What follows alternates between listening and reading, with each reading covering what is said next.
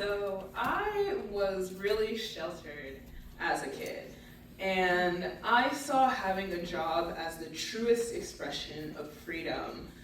And so when I turned 19, I got my own car and a license, which meant that I was the main character of the universe. And as the universe's newly formed queen, I technically had a job as a research assistant, but I needed something where I could book shifts and deal with HR and really flex my newly forming independence muscles. So I always wanted to work retail, so I got a job at Macy's Mall of Georgia. And so here are 3 simple life lessons that I learned working at Macy's Mall of Georgia.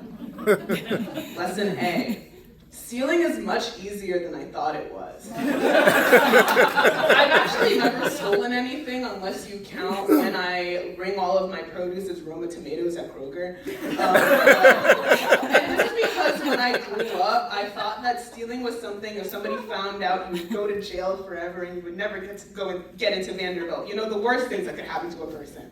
But I learned during my training that you are actually not allowed to stop somebody after they have committed a theft.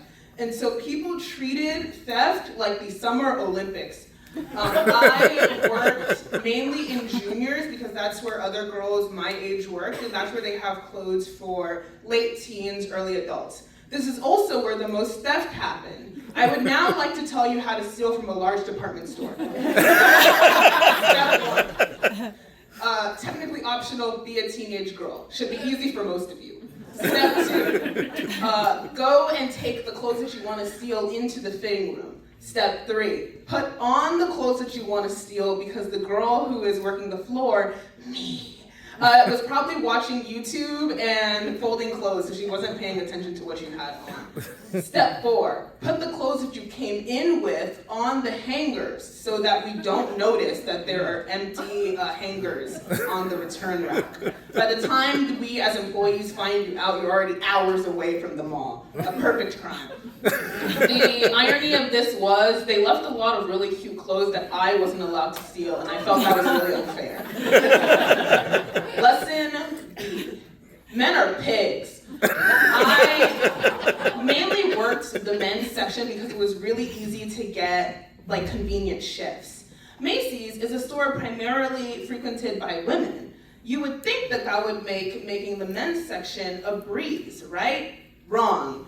No one wanted to work men's. That's why it was so easy to get shifts, because men who willingly go to Macy's are characters. I actually never grew up around a lot of men when I was a youngin', and so at that time, everything that men did was fascinating to me. It was like watching hyenas in the wild. My God, Nat Geo. And now there was a new element to their interactions with other people, and that was their interactions with me. So please, God, don't do this when you go to most retail stores, but the back was a real place that existed at my Macy's. People usually associate being sent to the back by nagging women, but the most times I was sent to the back is actually by men. This is for 2 reasons. One, their section is legitimately smaller, and so there might be a bigger possibility that something that they want is not on the floor. Second is that the men's section is disgustingly disorganized.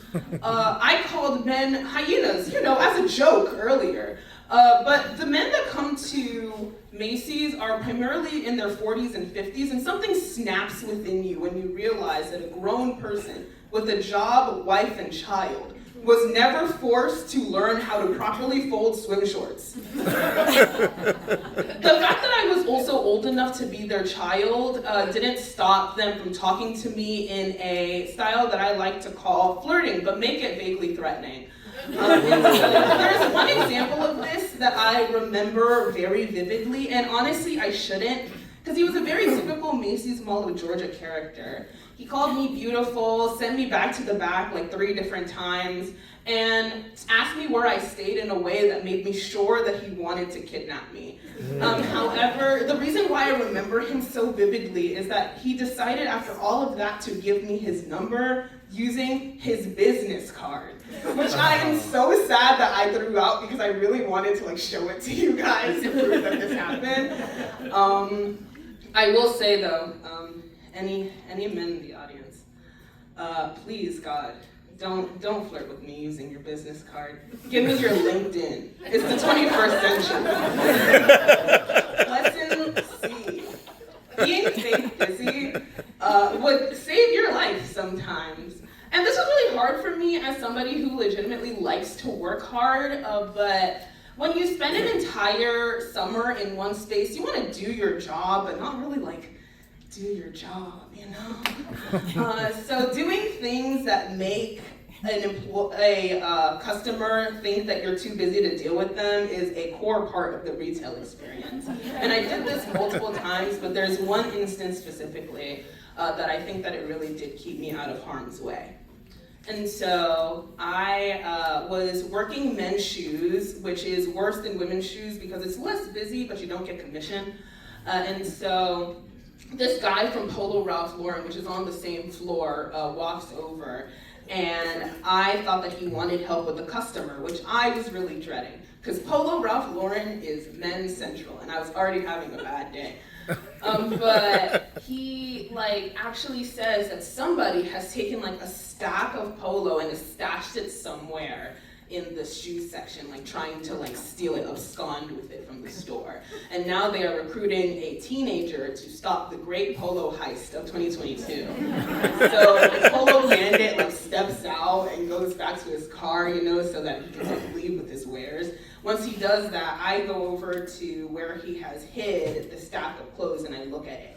This man has grabbed over $500 worth of Polo Ralph Lauren, which made me feel better about myself. I had only had teenage girls steal a few cotton t-shirts from me, not a whole bill payment. So I grabbed the stack of clothes and I put it by the register, and while I'm doing that, I think of my mom, because she has sheltered me to keep me out of danger of these types of situations. And I had been threatened by men at this job before. And now I was putting myself in a situation that could legitimately put me in harm's way. And so I decide that now it is time to ratchet up the fake busy up to 10. The Polo bandit walks back in. Once I see him, I'm rearranging boxes and stuff and checking out the register, making it seem I don't even know that he's there, let alone that I've stolen his clearly stolen wares. He's looking around the shoe section trying to find where it is. And he doesn't think that I have anything to do with it. And so he doesn't want to come up to me and spark any more suspicion. Oh no, look at this little child. I don't want to make her think that I've stolen anything.